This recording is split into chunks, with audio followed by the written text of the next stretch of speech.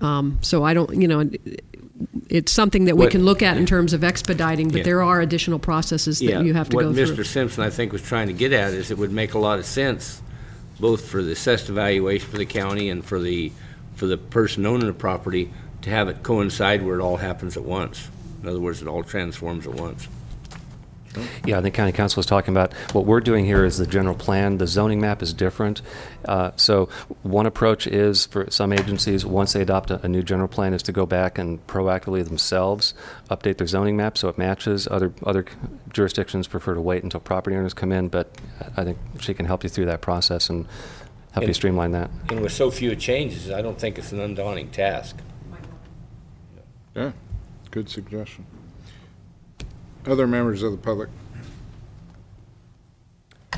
John McCowan. Thank you, Mr. Chair and members of the board.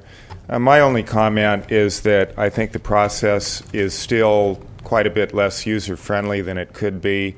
It's still a challenge for me to reference all the changes that have been made because with regard to the July draft, we don't have underline and strike out. We now have the policy matrix. To me, it still requires a lot of flipping back and forth to try and figure out what's different, what's changed, so or stayed the same. I mean, thanks very much. Thank you. Other members of the public wishing to speak to the document? Okay. All right. Seeing none, Eric, please.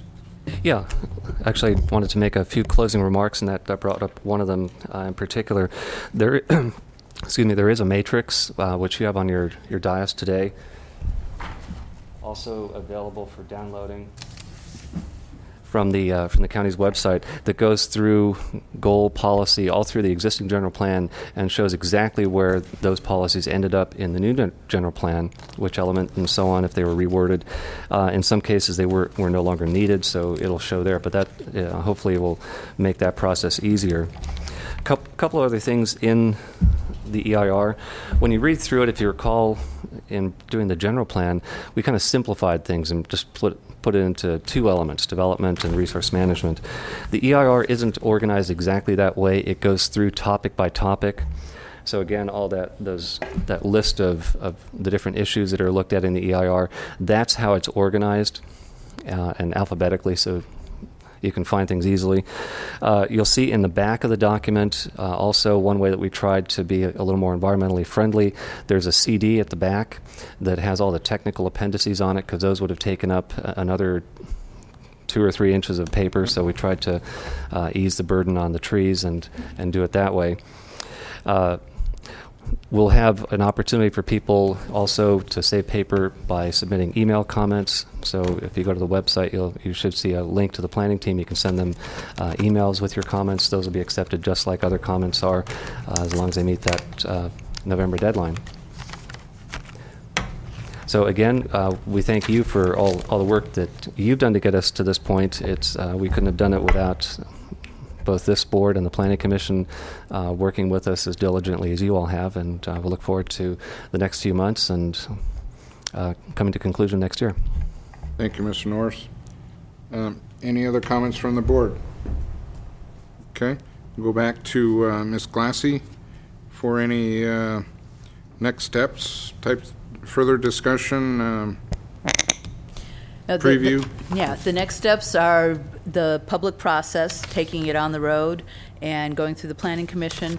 And I do want to explain about the 2 dates for the Planning Commission. Originally, we had looked at one date, and then based on our experience, we realized that often the Planning Commission, as well as the board, likes to get all of the public comments and then have a little bit of time to digest it and to think about it before giving any kind of direction. So we decided to build that in rather than kind of go along and be surprised by it. So the Planning Commission will start their review on October 2nd. If necessary, they will be able to continue it. I believe it's to the afternoon of October 16th.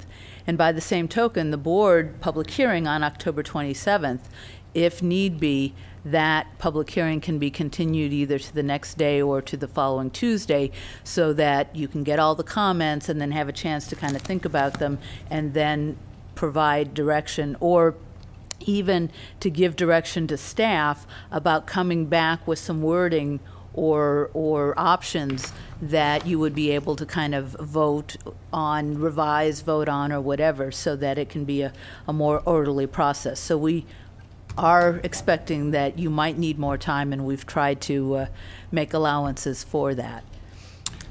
Beyond that, The 27th, we're allotting how long that day, starting? I would say two things. One is, I think it's going to be all day, solid, and that is maybe when you might want to have it go into the evening. So it may be that you start late morning and you go into evening, and maybe have some fairly long breaks. I mean, maybe having a full lunch break and then a full dinner break, and then coming back after that, rather than kind of doing 10 marathon hours in a row. So we can look at how to sequence it, but these presentations haven't been done in the evening because we felt that this was more aimed at the board, and it would also be televised. But I think for the comments at the public hearing, you may well want to do an evening session, and we should plan accordingly. So whatever direction you want to give, if we want to look at